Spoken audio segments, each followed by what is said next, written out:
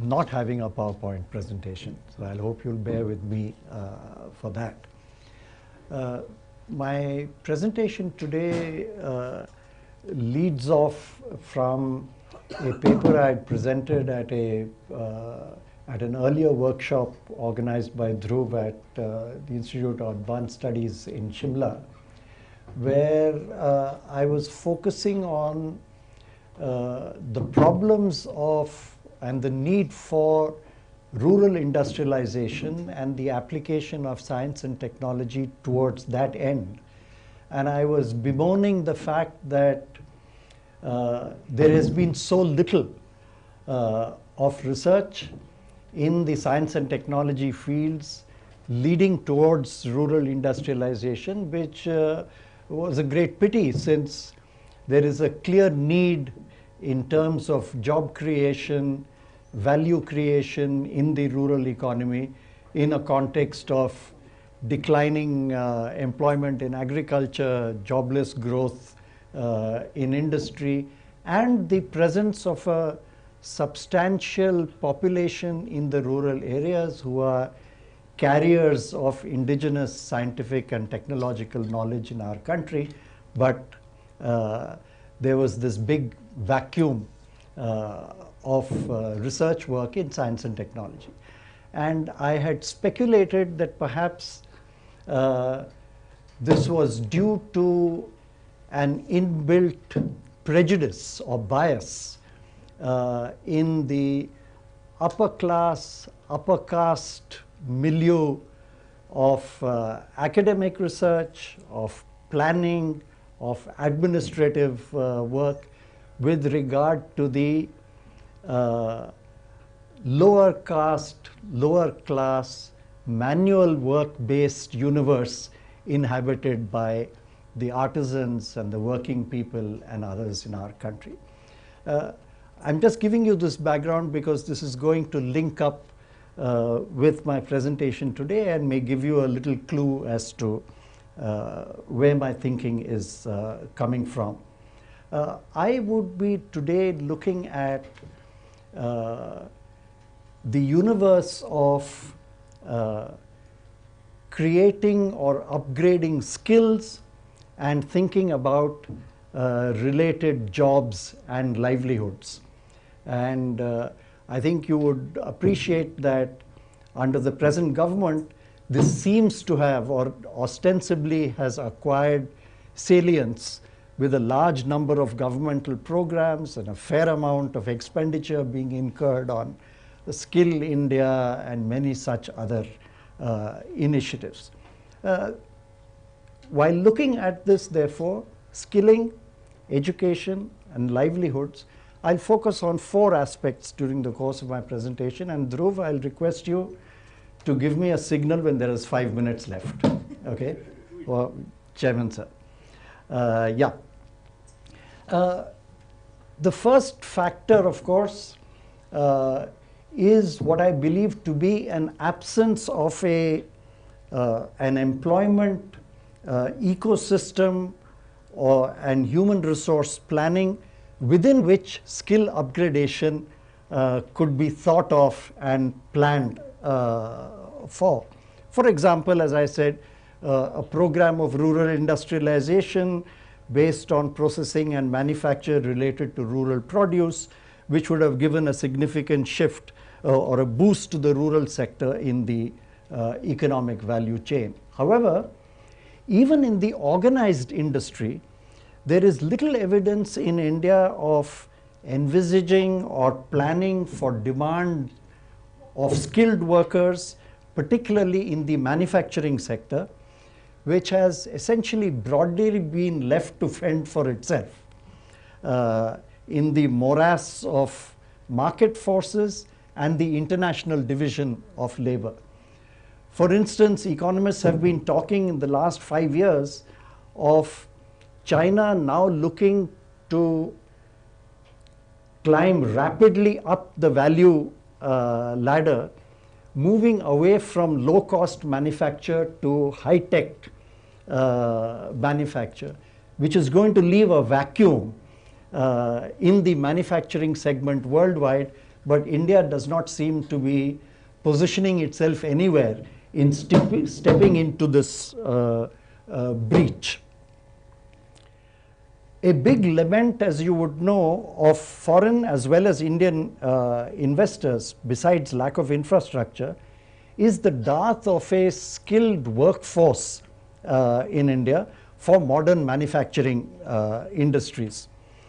And the extant infrastructure and institutional structures that we have in terms of ITIs and PPP institutions for skill development and training are clearly inadequate and are unable to meet the demand.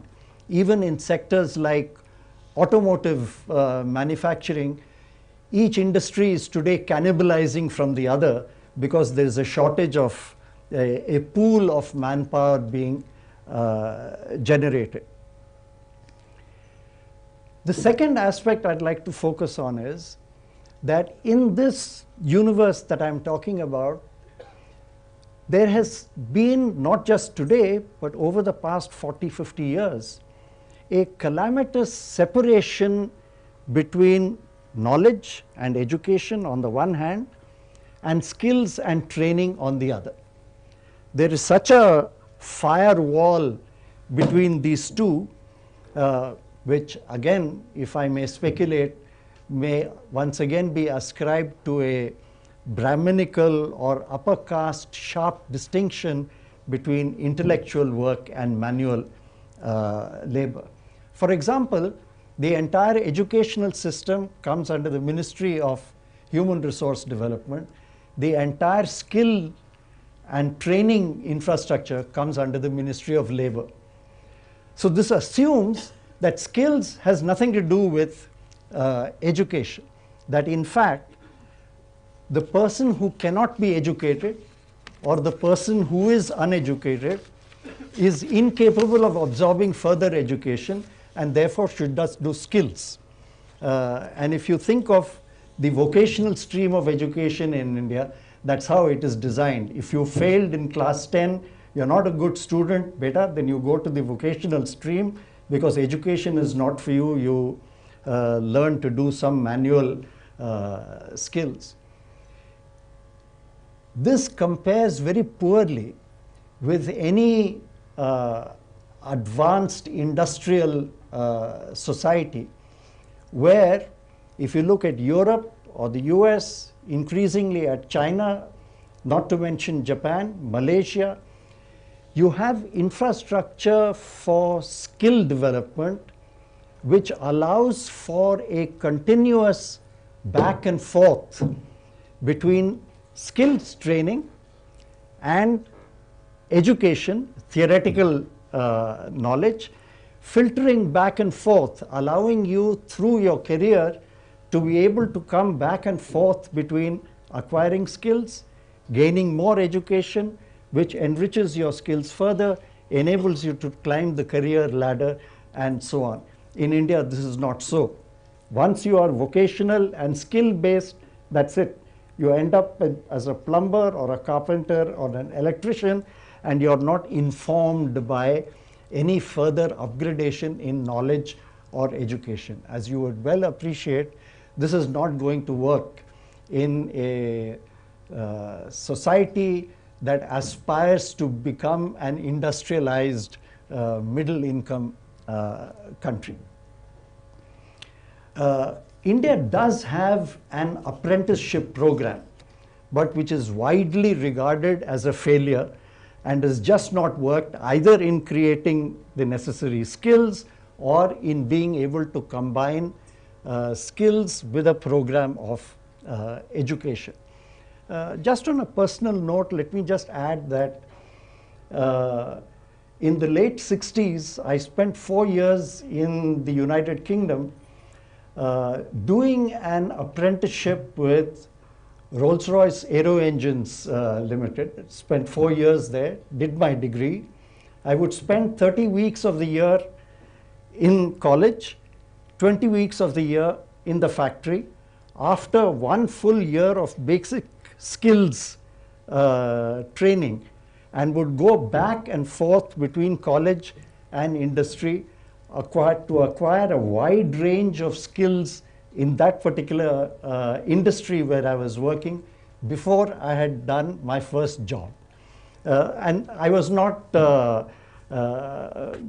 was quite typical in this, and along with me in the college were students, apprentices who had entered the apprenticeship program with different levels of scholastic achievement, therefore adapted to different levels of training, went back and upgraded their educational competences and came back at a higher level in skills training. There is no such arrangement or institutional facility available in the country.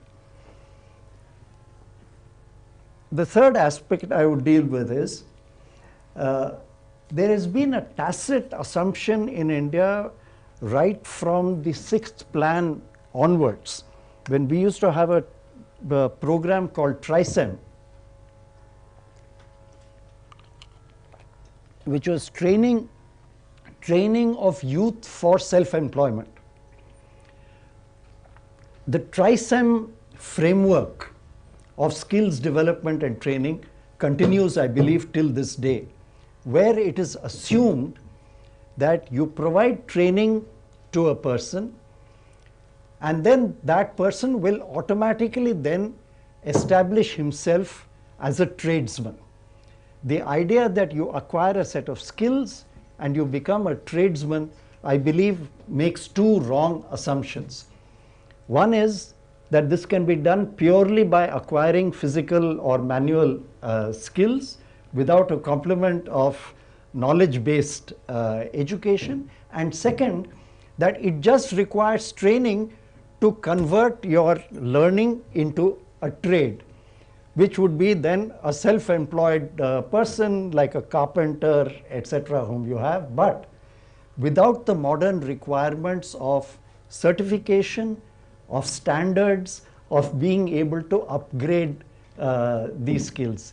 In that absence, the training that you do is rendered ineffective in the employment or livelihoods markets, and that's a problem that persists even today. Fourth issue I would deal with is, I have been so far talking about skills and the lack of education to go with those skills among the working population, the working classes, whether it's rural or urban. I believe we also are facing a crisis in the opposite end of the spectrum, that is in our engineers and technical personnel not having enough skills. If you look around you at the IITs and the engineering colleges we have in our country, with increased privatization of engineering colleges, most of them underfunded, with poor faculty, with just 4 walls and a few notes being given to students. Students have no exposure to practical knowledge and training and skills whatsoever. That's at one end of the engineering spectrum. At the other end of the engineering spectrum, in the IITs, 80% or more of IIT students just end up doing coding. Very little engineering work is done there. Very little research work in engineering is done at the IITs in any case. And once again, all large multinational corporations, including in the IT sector, bemoan the fact that there is so little research being done at the engineering institutions in our country. By the way, it's very interesting to note that it's a peculiarity in India that we have engineers with 5 years spent in engineering colleges who then become coders, writing code for apps and various other programs. Most coders internationally don't go through a 5-year engineering course, and the reason for this only is the United States first started tightening admissions into the country to restrict immigration, they thought it would be a good idea to say you must have at least 5 years of college education before we give you an H-1B visa to enter the country. That's when Indian graduate engineers started going to the US. There's no necessity for it to do so, but you go through 5 years of IIT and end up being coders with very little emphasis in engineering skills. Incidentally, ISRO has a more or less informal policy of not recruiting students from the IITs into ISRO because they believe they are too academic and are desk jockeys, if you like, without the necessary skills in hard engineering, and prefer to do their recruitment from the National Institutes of Technology, from the NITs, than from the IIT system itself. So let me conclude by highlighting 4 points.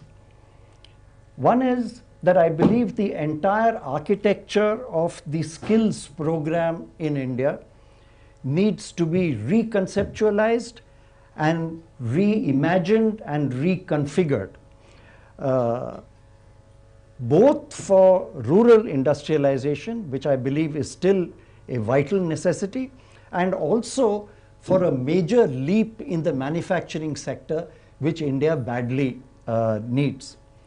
But this will necessitate a break, a decisive break from the caste class biases that our entire educational system and job creation system has today, which is centered around a segregated conception of manual work and intellectual work. The former, manual work, being considered demeaning for a certain class of people, and intellectual work being considered out of the reach of the lower classes, if you like. This break would necessarily have to lead to a rethink in terms of a synergized education-cum-skill based system with provision for lateral entry into both the education system and the skill system at different stages of one's career. And third, an earlier speaker spoke about the scientific temper and the need to build that in India. I've often wondered why we tend to use the term science and scientific as an embracing category to also include technology. And I believe that while the scientific temper in terms of critical thinking and a rational outlook and so on are certainly badly needed, I believe if I can coin a term, a technological temper is, I think, as important in India, where we still, for the smallest work that comes up in plumbing or electricals or whatever in the domestic sector, immediately reach for our phone to call the nearest service technician and are incapable of doing the simplest jobs for ourselves. When I was an apprentice in England, my landlady's 14-year-old son could strip a car engine and put it back together, because that's how kids grew, and grew with an imagination and a capability of being able to handle technical jobs and not finding anything demeaning about it. I think we need to cultivate that in our country. Thank you very much. There may be some questions. Oh, sure. Sorry, sir. Mike? Yep. It was here, no? Oh, yeah. Sorry.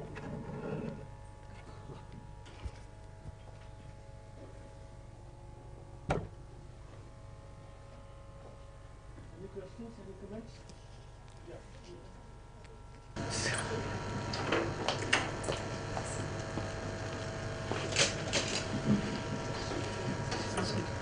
So kind of counter observations. I've noted that in workmanship in India, the older workers who learn their skills in kind of guild environment, they were very particular about the kinds of things they work. So quality of what came out was often higher. Now the expansion of the workforce, kind of chalta attitude has really become very strong. So the workmanship is completely not up to the previous generation level. So it's a kind of course, it doesn't answer your question that you need a more knowledge and technology interface to develop the working skill. But something else is also there, which is also a factor in what kind of work gets done in India.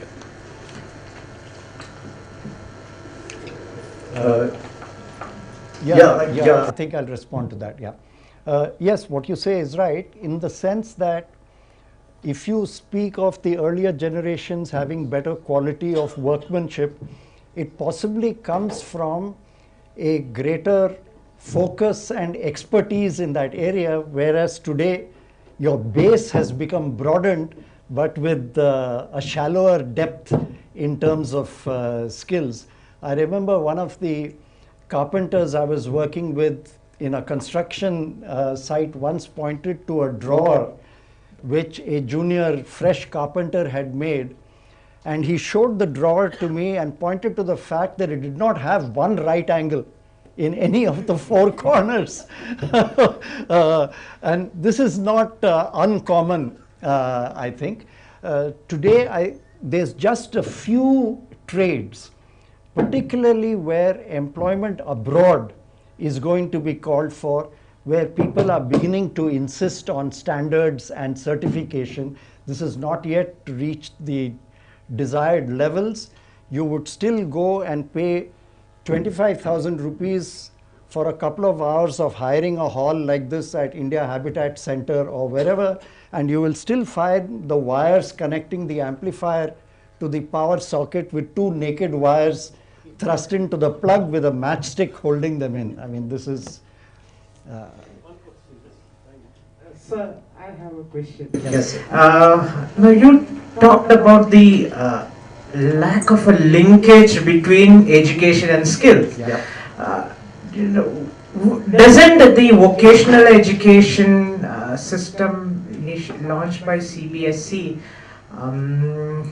prove to be a solution, or I won't say solution, prove to bridge this gap between education and skills? And my second question is, with this growing emphasis on skill training, we have huge funding for skill development programs, but my primary objective behind such funding is not to meet the human resource needs of India's industry, but to train them and send them abroad.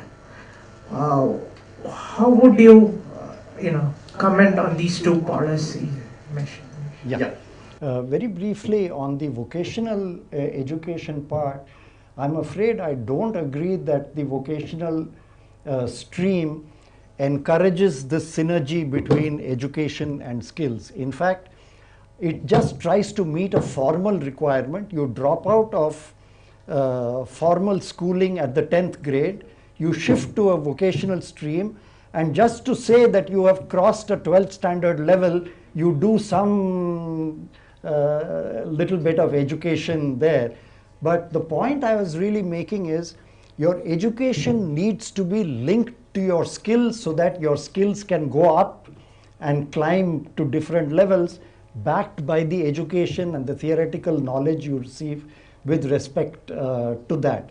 This cannot happen the way we develop our vocational education today. Say, for example, China is now moving away from, let's say, manufacturing toys to manufacturing high-tech equipment. The workers that are needed for that would not only have to have physical skills, but need to have a fair amount of theoretical knowledge of engineering and engineering systems as well, which they need to be given, which our vocational system does not provide. Second thing about skill upgradation, about the skill training program, training people for positions abroad, I'm afraid I don't agree. For two reasons. One is, bulk of the skill training we do here is inadequate to enable employment in OECD countries or the northern countries. In fact, just 2 days ago, government has announced a very ambitious program of sending 500,000 Indian youth to Japan to work for 3 years there under the Japanese conditions, so that they could acquire necessary skills and capacities of working in that environment, and then coming back, in which case they'll probably find themselves as square pegs in round holes, having worked. So I don't think yet we are training people to be able to work abroad. Yeah. Okay. Thank you, Raghunandan. Thank you.